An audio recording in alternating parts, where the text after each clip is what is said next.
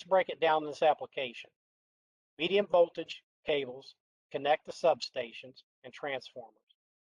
Transformers then step down into lower voltage circuits, 480, 240, 208, 120, and so on. Our low voltage cable can be run underground into the building switchgear, where it can be stepped down even further into motor control centers, cabinets that control each process inside the facility. For example, water processing, furnaces, hot rolling, cooling beds, as shown here in the illustration.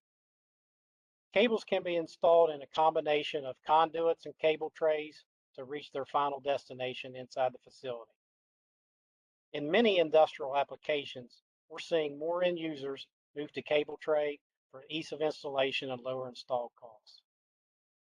The steel industry, however, continues to select cable design best suited for their manufacturing process over these inherited cost savings.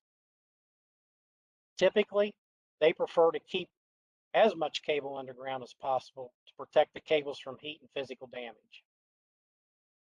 We could easily run 100,000 plus feet of singles in underground conduit to reach the process from the transformers.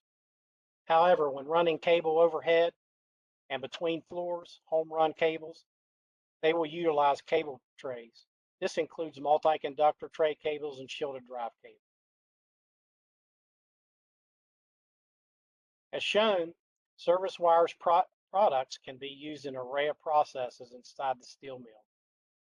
Our most widely product is steelmaking facilities are no lube Service Pro X, single conductors, dual rated tray cable, UL type MC, and service drive VFD